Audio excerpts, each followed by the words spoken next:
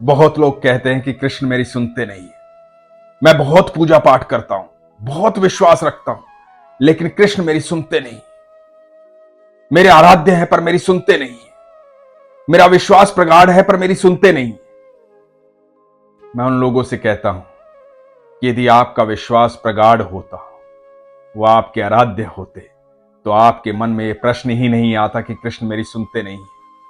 हमेशा स्वार्थ से उसे याद करोगे क्या? कभी जाकर पूछा है कृष्ण से कि प्रभु आप कैसे हैं? कैसे हैं आप? कभी पूछा है आपने? कभी मंदिर में जाकर ये बात की है आपने उससे? जब भी उसके सामने जाते हैं बस अपनी बातें कहना शुरू कर देते हैं। कभी उससे सुनना चाहा है आपने? आपका विश्वास कमजोर है, इसलिए ये प्रश्न उठते हैं। आज जो प्रसंग सुना रहा हूं, आंखें बंद करके सुनिएगा और समझिएगा इसे कि कृष्ण क्यों नहीं सुनते हैं। हरे कृष्ण दोस्तों, मैं हूं अनुज शर्मा। भगवान के एक भक्त हुए धन्ना जाट। बताते हैं कि धन्ना जाट छोटे से थे। उनके परिवार में संतों का आना जाना लगा रहता था। परिवार धार्मिक प्रवृत्ति का था। एक बार धन्ना जाट के घर में कुछ संत आए। संत आए तो कुछ दिन के लिए उन्हीं के घर में रुके। तो धन्ना जाट ने देखा कि वो संत जो हैं शालिग्राम साथ लेकर आए थे। शालिग्राम के रूप में भगवान की सेवा करते थे, ठाकुर जी की सेवा करते थे। तो धन्ना जाट बच्चे थे, देखते थे कि सेवा कैसे होती। शालिग्राम को रखा जाता, पूजा आराधना की जाती, पंचामृत से स्नान करवाया जाता। धन्ना जाट को यह सब बहुत अच्छा लग रहा था कि किस तरह से शालिग्राम को स्नान करवाया जाता है, किस तरह से आराधना की जाती है, कीर्तन किया जाता है। धन्ना जाट वहीं संतों के पास बैठे रहते, उनकी बातें सुनते रहते। संतों को वापस जाना था। संत तो भ्रमण पे रहते हैं, कहीं भी आते जाते रहते हैं, कोई ठौर ठिकाना तो होता नहीं है। पूरा ब्रह्मांड संतों का है। तो उन्हें जाना था। धन्ना को ये बात पता लगी कि संत प्रस्थान कर रहे हैं। धन्ना रोने लगे, बोलने लगे कि आप भले ही जाइए, लेकिन ठाकुर जी को यहीं छोड़ जाइए। मुझे उनके साथ ही रहना है, मुझे वो बहुत अच्छे लगते हैं, मुझे उनके साथ ही रहना है, यहीं छोड़ जाइए। अब संत उसे कैसे समझाएं कि धन्ना, ये प्रभु हैं, इनके बिना हमारा क्या है। तो संतों ने कहा कि ठीक है, कल सुबह जाएंगे, तुम्हारी इच्छा पूरी हो जाएगी। तो संतों ने रात्रि में सिंहासन पर दूसरा एक मट्टी का ढेला ला करके रख दिया, जो शालिग्राम से थोड़ा सा बड़ा था। मट्टी का ढेला रख दिया, उसे सजाकर, इत्र लगाकर, तिलक लगाकर, बिल्कुल वैसे ही रख दिया जैसे वो शालिग्राम की पूजा करते थे, आराधना करते थे। सुबह धन्ना उठा। धन्ना ने उठते ही पूछा कि संत कहां है। पता लगा संत यहीं है। धन्ना भागकर उनके पास गया, देखा कि सिंहासन पर शालिग्राम रखे हुए हैं। और असल बात यह थी कि सिंहासन पर तो पत्थर का ढेला रखा हुआ था, जिसको संतों ने झूठ मूठ में शालिग्राम बनाया था, तिलक लगाया था, और असली शालिग्राम उस मिट्टी के ढेले के नीचे बिना सिंहासन के रखा हुआ था। तो संतों ने धन्ना से पूछा कि धन्ना बताओ, कौन सा शालिग्राम चाहिए, कौन से ठाकुर जी चाहिए, वो जो सिंहासन पर बैठे हैं बड़े वाले, या नीचे बैठे हैं छोटे वाले। धन्ना तो बच्चा है, बच्चे के मन को संत जानते थे, उनको पता था कि ये बड़ा ही मांगेगा। धन्ना ने वही कहा, मुझे वो दो जो सिंहासन पर बैठे हुए हैं, जो बड़े हैं, मुझे वही चाहिए। संतों ने उस पत्थर के टुकड़े को धन्ना को सौंप दिया और कहा कि अच्छे से पूजा पाठ करना, अच्छे से आराधना करना, जैसे हम करते हैं, ध्यान रखना। धन्ना बड़ा खुश हुआ। धन्ना ने बहुत धन्यवाद किया, उनके चरण स्पर्श किए, बहुत धन्यवाद किया, बहुत खुश हुआ कि मेरे ठाकुर मेरे पास आ गए हैं। संत असली शालिग्राम को लेकर चले गए। अब धन्ना रोज नित्य रूप से जैसे संत करते थे वैसे ही उठता, उस पत्थर के ढेले को सजाता, तिलक करता, इत्र से नहलाता, मां से दूध मांग के लाता, दूध से स्नान करवाता, जल से स्नान करवाता, और पूजा आराधना करता, कीर्तन करता। समय बीतता जा रहा था। धन्ना को पता लगा कि संत पड़ोस में कहीं और आए। धन्ना भागकर उन संतों के पास गया, संतों को जाकर के बताया जो आपने शालिग्राम दिए थे मैं उनकी सेवा करता हूं, नित्य सेवा करता हूं, कीर्तन करता हूं, पूजा करता हूं। तो संतों को लगा कि बच्चा है, आज तक सेवा कर रहा है, छोटा बच्चा है, चलो इसे दूसरी बात कहते हैं, पूछते हैं इससे। संतों ने पूछा कि अच्छा धन्ना एक बात बताओ, भोग लगाते हो? तो धन्ना ने कहा कि भोग तो नहीं लगाता मैं। तो संतों ने कहा कि तो भोग भी तो लगाया करो, तुम्हें भी तो भूख लगती है, भगवान को भी तो भूख लगती है, तो भगवान को भोग कौन लगाएगा? भगवान को भोग लगाया करो, और जब भोग लगाओ तो पर्दा कर दिया करो, भगवान भोजन ग्रहण करेंगे। धन्ना ने कहा कि ठीक है, मैं भगवान को भोग भी लगाऊंगा। धन्ना का सरल स्वभाव, बच्चे जैसा मन, वो धन्ना जो पत्थर के उस टुकड़े को भगवान मान चुका था, अपना ठाकुर मान चुका था।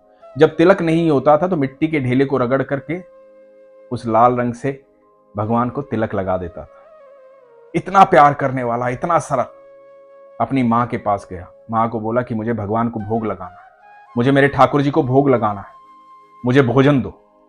और मां से भोजन लेकर आया, भोजन ला करके भगवान के सामने रखा। संतों की बात याद आई कि पर्दा करना है, पर्दा कर दिया और पर्दे के बाहर बैठ गया। बच्चा था, इंतजार करने लगा कि भगवान भोजन करेंगे, उसके बाद पर्दा हटाऊंगा।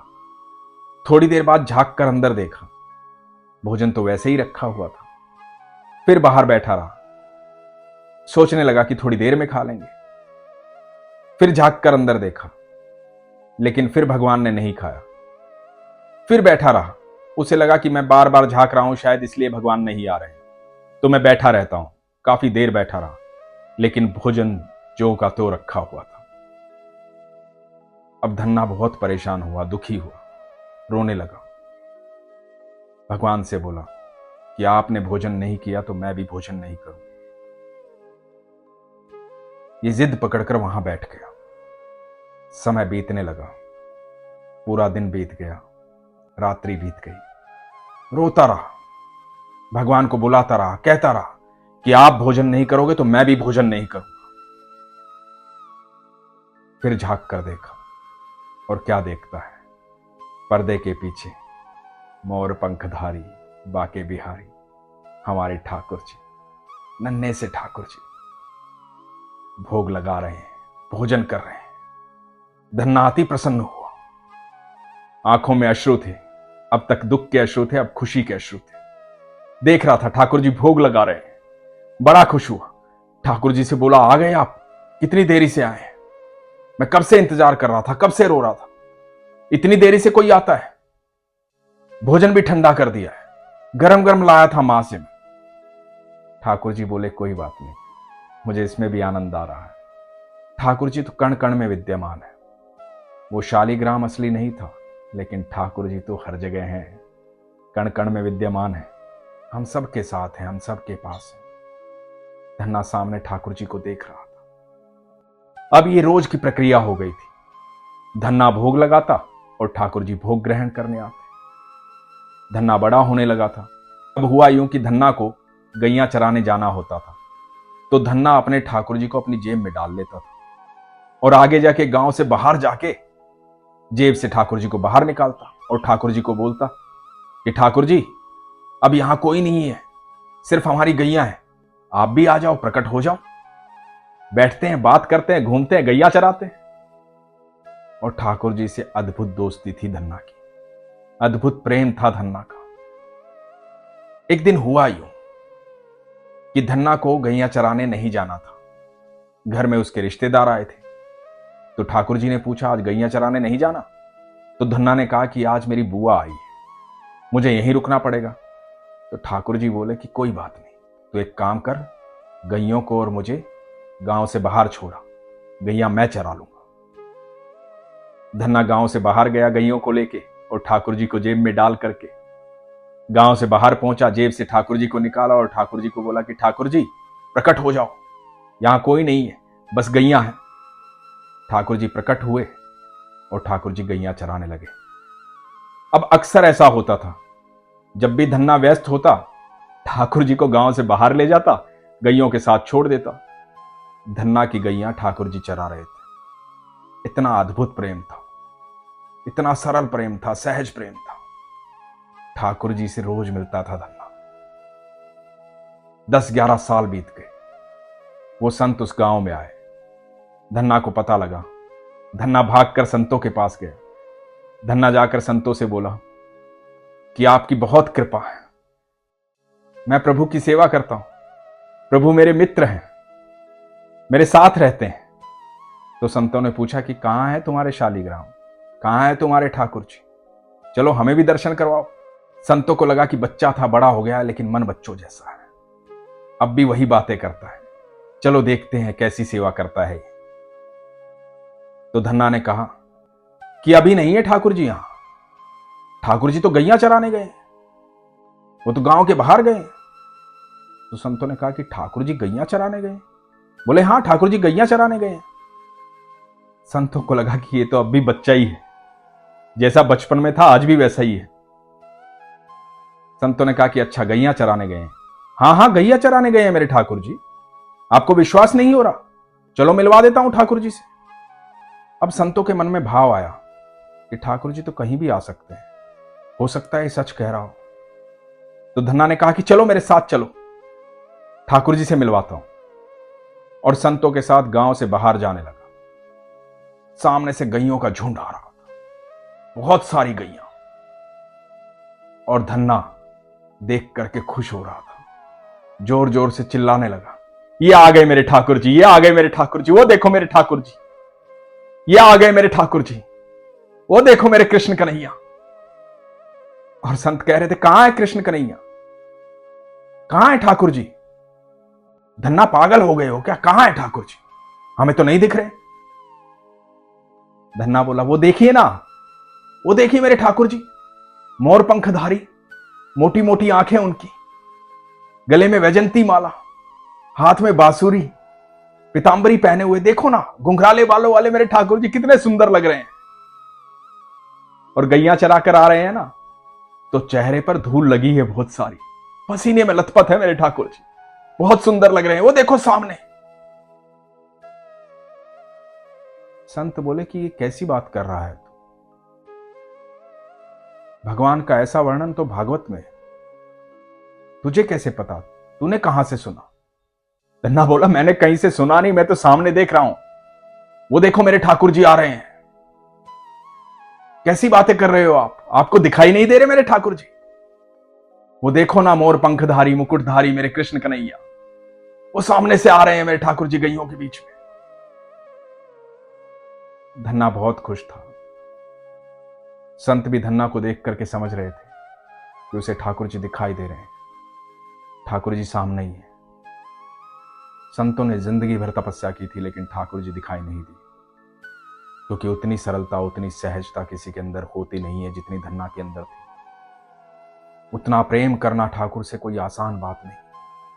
जब आप सरल हो जाते हो, सहज हो जाते हो, तो आपके मन में कोई प्रश्न होता ही नहीं, कब क्या होगा, कैसे होगा, कौन करेगा, इस बात की चिंता, उस बात की चिंता, ये दुख वो दुख, ये निराशा वो निराशा, ये संकट वो संकट, ये सब प्रश्न दिमाग से हट जाते हैं जब ठाकुर जी साथ होते हैं और आपका विश्वास प्रगाढ़ होता है।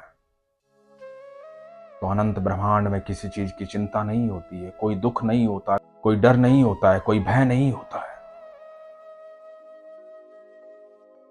मंदिरों में जाते हो ना, भगवान के सामने खड़े होते हो, हमेशा अपनी बात कहते हो, प्रभु ऐसा करना, प्रभु ऐसा करना, प्रभु ये करना, प्रभु वो करना। जाकर कभी पूछते हो कैसे हो मेरे कन्हैया, कैसे हो मेरे ठाकुर जी, आपने भोजन किया, आप कैसे हैं, आप बहुत सुंदर लग रहे हैं। कभी करते हो ऐसे मन की बातें? ये मन की बातें तभी होंगी जब आप सरल होंगे, सहज होंगे और आपको विश्वास होगा कि ठाकुर जी आपके सामने हैं। धन्ना का विश्वास था, इसलिए ठाकुर जी सामने दिखाई दे रहे थे। जब आपका विश्वास प्रगाढ़ होगा तो आपको भी ठाकुर जी ऐसे ही सामने दिखाई देंगे, आप भी वैसे ही खुश हो जाएंगे जैसे धन्ना खुश हो गया था। असली खुशी पाना चाहते हो तो विश्वास को प्रगाढ़ करो, इसलिए हमेशा कहता हूं, अपने विश्वास को मजबूत रखो, अपना ख्याल रखो। हरे कृष्ण।